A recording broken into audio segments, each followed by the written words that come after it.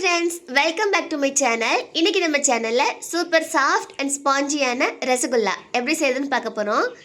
ஒரு சில easy trick follow பண்ணோம்னா சூப்பர் பர்ஃபெக்ட்டான ரசகுல்லா வீட்லயே அழகா செஞ்சிடலாம். ட்ரிக்ஸ் வந்து வீடியோல சொல்லியிருக்கேன், அதனால வீடியோவை ஃபுல்லாக பாருங்க. இன்னைக்கு நான் ஒரு 20 ரூபா பால் பாக்கெட்டில் 2 எடுத்திருக்கேன். அதை வந்து தண்ணி எதுவுமே சேர்க்காம ஒரு பாத்திரத்தில் ஊற்றி வச்சுக்கோங்க.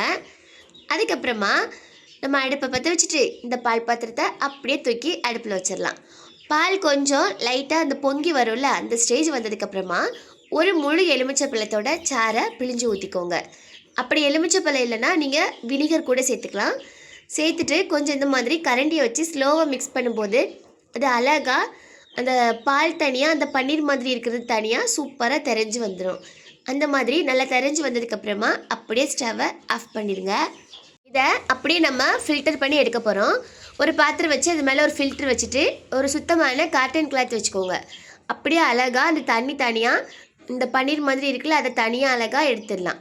எடுத்துட்டு அந்த தண்ணியை ஃபுல்லாக அப்படியே ஸ்குவீஸ் பண்ணி எடுத்துருங்க.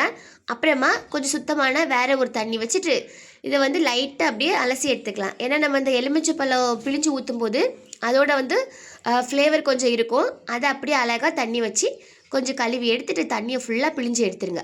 அதுக்கப்புறம் பார்த்திங்களா, சூப்பராக பன்னீர் மாதிரி ரெடி ஆகிடுச்சுல. இதை அப்படியே ஒரு நல்ல காட்டன் கிளாத்து இல்லைன்னா நல்ல க்ளீனான ஒரு பிளேட்டு அதில் போட்டு கையை வச்சு ஒரு 2 செகண்ட் வந்து லைட்டாக ஜெண்டில் அப்படியே பிசைஞ்சு வச்சுக்கோங்க. அதுக்கப்புறமா நல்ல குட்டி குட்டி பால்ஸாக இந்த மாதிரி ஷேப் பண்ணி எடுத்து வச்சுக்கோங்க. அப்புறம் சீனி பாகு ரெடி பண்ணிடலாம். அதுக்கு இன்றைக்கி நான் 1 கப் அளவுக்கு சீனி எடுத்திருக்கேன். 1.5 கப் அளவுக்கு தண்ணி எல்லாம் சேர்த்துட்டு அடுப்பை அப்படியே சிம்மில் வச்சுக்கோங்க. வச்சுட்டு நல்லா அந்த சீனி பாகு வந்து கொதித்து வந்ததுக்கப்புறம் நம்ம ரெடி பண்ணி வச்சுருக்க இந்த ரசகுல்லா பால்ஸ் இருக்குல்ல, அதை ஒன்றா சீனி பாகுக்குள்ளே சேர்த்துடலாம். சேர்த்து ஒரு 5லேருந்து 10 நிமிஷம் அப்படியே லோ ஃப்ளேமில் வேக வச்சு எடுத்துக்கோங்க. அது வந்து அந்த ரசகுல்லா வந்து அழகாக அந்த சீனி பாகு எல்லாத்தையும் நல்லா உறிஞ்சி டபுள் சைஸ் ஆயிரும். டபுள் சைஸ் ஆனதுக்கப்புறமா அப்படியே ஸ்டவ் ஆஃப் பண்ணிடலாம்.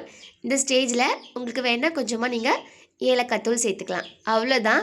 அதை அப்படியே ஒரு 1/2 hour விட்டுருங்க. நல்லா அழகாக ஆறுனதுக்கப்புறமா சர்வ் பண்ணுங்கள். சூப்பர் சாஃப்டான ஸ்பாஞ்சியான ரசகுல்லா ரெடி.